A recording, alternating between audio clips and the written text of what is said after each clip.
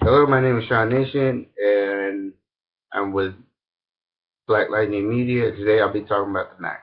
The Maxx was a comic book series that ran in the 90s.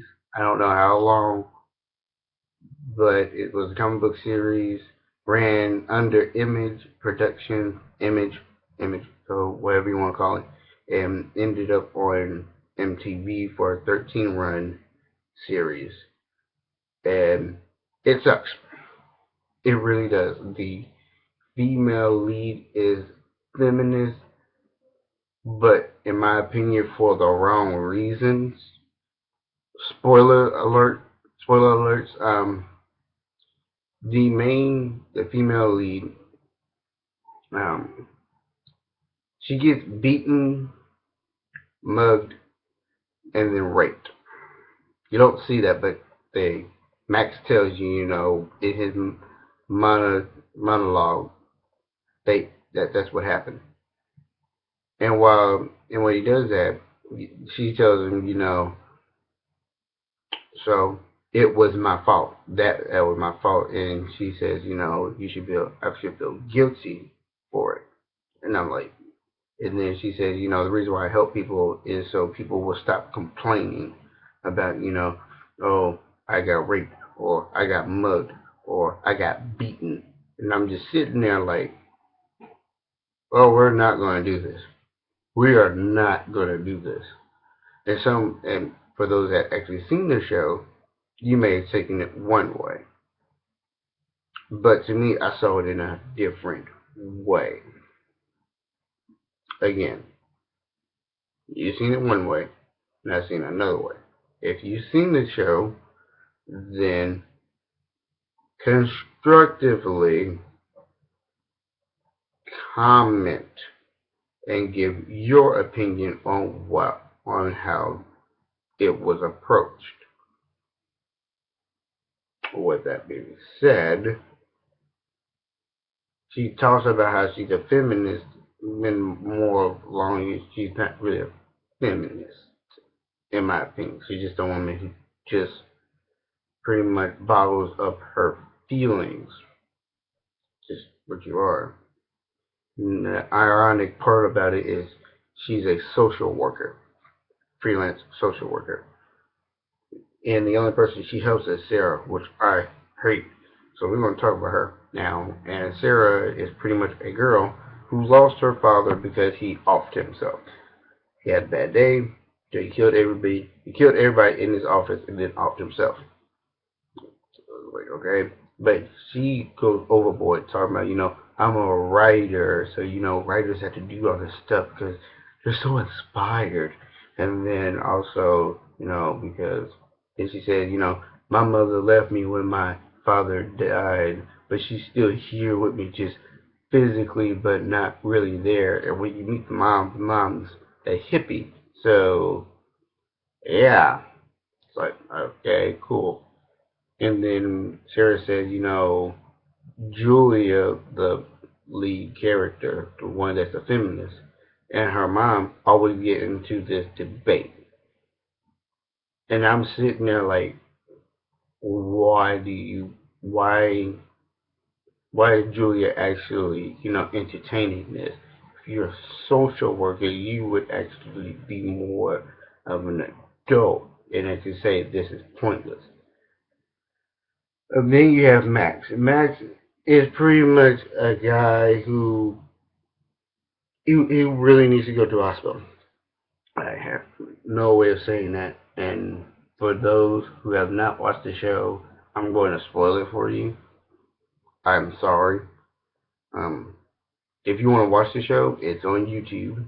You can find it on YouTube. You can actually also find it on the internet. But mm, when I actually heard when they were talking about, what's under Maxx's mask, I was like, oh, okay, that sounds interesting.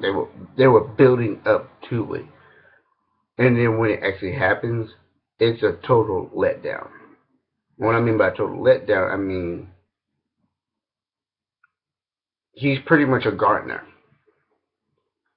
so he's not even homeless.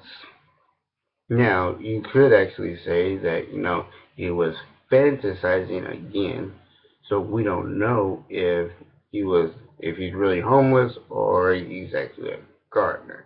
Either way it goes, you never see Max's face. So with Maxx, they were always building up to what's under the mask. But you never see the man under the mask. You never see his face. You just see the mask drop. You see a guy taking off the suit and with his civilian clothes on and with a shovel. And he sees this glass house. He says, Julia told me that I should do this, so I'm going to go in there. And he goes to the garden house and he starts planting flowers. And it ends. Um, was it? Gordo, to me, was a villain that could have been used for something big.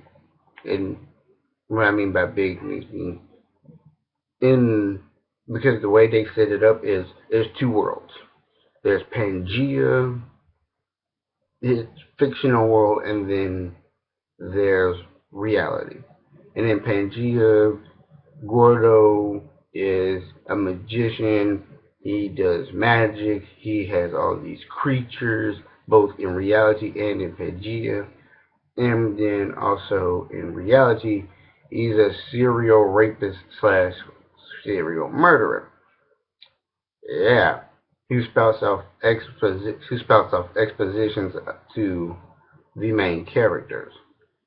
And Julia, whenever she's like, asked for the answers, and she doesn't really like the answer she gets, she cuts off his head. Like, but then she wants the answer. Um, the story is pretty much about Julia, but finding out who she really is, and Maxx actually finding out where he really belongs. That is the story, but you only get that towards the end of the series. Right now, all you're doing is just following mini stories that really lead up to nothing. This to me, the show was more of like Eon Flux when it was just a mini series. It was a three-part thing. Eon does a mission, then Eon dies. Yeah, that's pretty much what the Maxx series actually felt like to me. The only complaint I have is they didn't really need Sarah. I did not like Sarah at all. So, but the artwork was great. I do love the artwork, and by God, the artwork. That's the only reason why I did finishing. That's why I actually finished the series. I just got done watching it, and I'm like, good artwork, but not a really good story.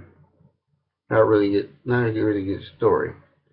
So overall, I would have to give this a 4 out of 7.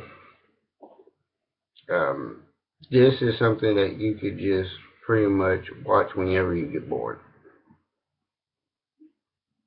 But don't actually think you're actually going to get really emotionally invested into the characters because I didn't. But you would if you're a really big fan of it. Again, sorry, but to me, it was a letdown. It could have actually been more, especially the way they were building it up, especially with Julia and Maxx. So, I'm Sean Nation, and I'm signing off.